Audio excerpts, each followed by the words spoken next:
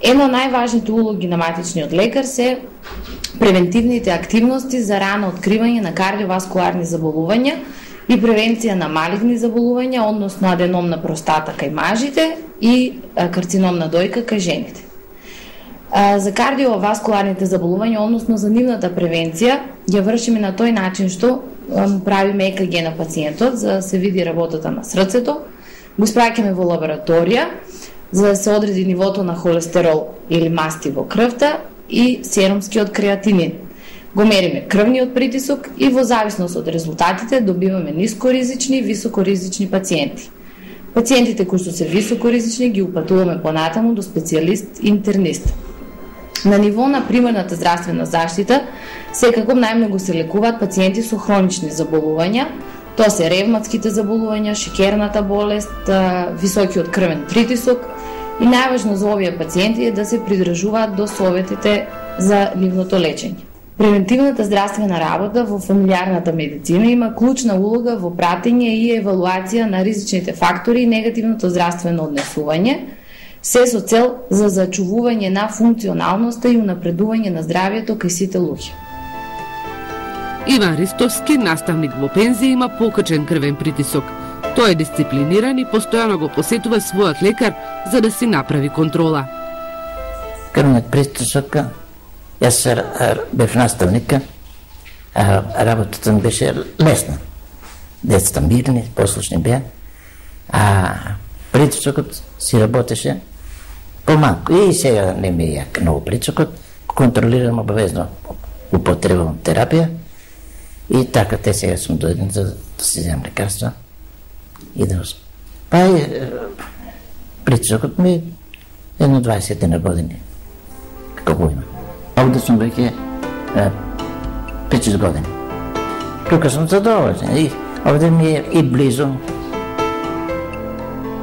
Совети и лекување. Лекувањето го препишува матичен лекар. Лековите морате да ги земате така како што ви е препишано од докторот, бидејќи многу истражувања покажуваат дека 50% од луѓето лековите за притисок ги земаат на своја рака и во секое време. Например, доколку лекот го земате прерано, може да предизвика несакани дејствија како што се мачнина, диареја и друго. Доколку пак лекот го земате предоцна, нивото на лекот се смалува, а вашиот крвен притисок може да се покачи. Или пак може да се случи доколку не го земате лекот, притисокот може да се покачи на ниво повисоко од претходно установеното.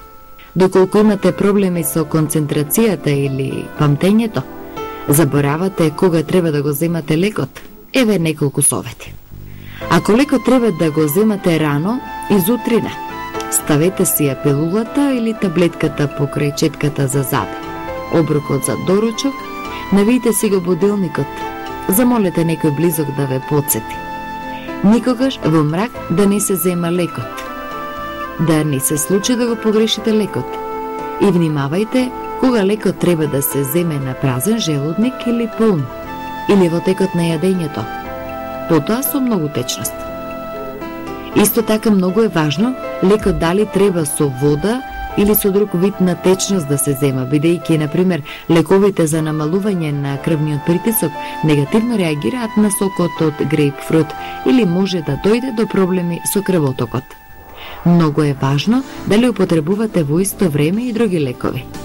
Доколку во исто време земате 2 или повеќе лека за една или повеќе диагнози, задолжително е да се консултирате со вашиот доктор за да ви објасни дали употребата на тие лекови е дозволена за да не се намали или зголеми дејството на едниот или другиот лек.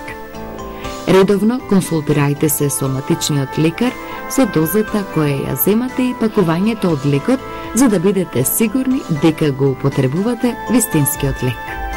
И пред се, секогаш имајте верба, бидејќи вербата е половина лек. Зелен чај, Камелија синензис, е веќе 4 милениум една од најупотребуваните и најпопуларните лековите билка во светот.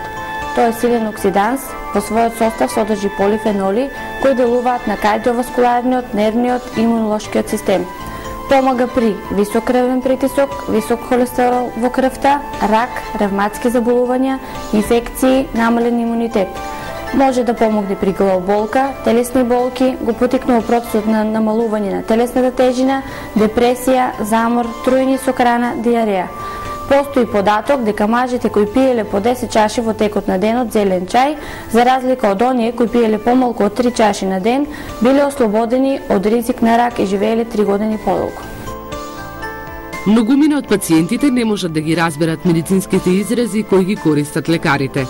Во нашава емисија најчесто употребувани изрази беа: холестерол, субстанција која учествува во формирањето на клетките, но при зголемени вредности на холестеролот во крвта настанува таложење на зидовите на крвните садови, кое води до стеснување и прекинување на протокот на крв.